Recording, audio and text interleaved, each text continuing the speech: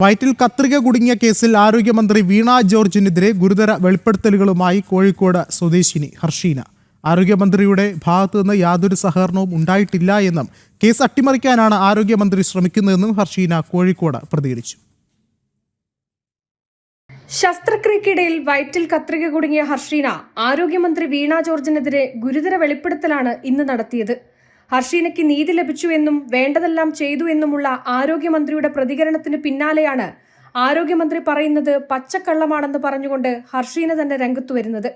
Case അട്ടിമറിക്കാൻ ശ്രമിക്കുന്നത് ആരോഗ്യമന്ത്രിയാണെന്നാണ് ഹർഷീനയുടെ ഗുരുതര ആരോപണം.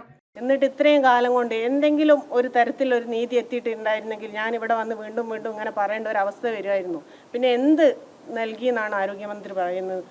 പിന്നെ പറയുന്നു നിയമ നടപടിയിലൂടെ നമുക്ക് ഉറപ്പാക്കുന്നു. നിയമ നടപടി എന്ന് പറഞ്ഞാൽ ഇവർ 3 അന്വേഷണം അന്വേഷിച്ചിട്ടും എങ്ങും എത്താത്ത സമയത്താണ് ആഭ്യന്തര വകുപ്പിന് കൈമാറുന്നത്. ആ ആഭ്യന്തര വകുപ്പിൻ്റെ കീഴിലുള്ള പോലീസാണ് അന്വേഷിച്ച് കണ്ടെത്തി മെഡിക്കൽ കോളേജിൽ നിന്നാണ് ഇത് സംഭവിച്ചതെന്ന് എല്ലാ തെളിവുകളോടും കൂടി റിപ്പോർട്ട് വരട്ടെ എന്ന് ആദ്യം പറഞ്ഞു. റിപ്പോർട്ട് വന്നു, കുറ്റപത്രം സമർപ്പിച്ചു.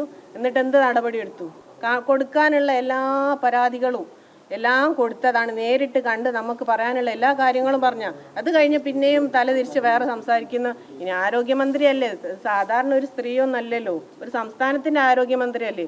വെറും കളവ് തന്നെ ഇങ്ങനെ മീഡിയക്ക് മുന്നിൽ വന്ന് പറഞ്ഞിട്ട് ഇതെല്ലാവരും വിശ്വസിച്ചോളൂ എന്ന് പറയുമ്പോൾ അങ്ങ് വിശ്വസിക്കാൻ എല്ലാവരും മണ്ടന്മാരാണോ?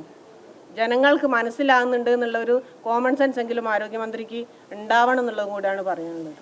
2017 ഹർഷീനയുടെ വയറ്റിൽ കുടുങ്ങിയ കത്രിക പുറത്തെടുത്തത് 2022. അന്ന് ആരോഗ്യമന്ത്രിക്ക് നൽകിയ പരാതിയിൽ അന്വേഷണത്തിന് 3 തവണ ആരോഗ്യവകുപ്പ് കമ്മിറ്റികളെ നിയോഗിക്കുകയും അന്വേഷണ റിപ്പോർട്ട് നൽകുകയും ചെയ്തിരുന്നു.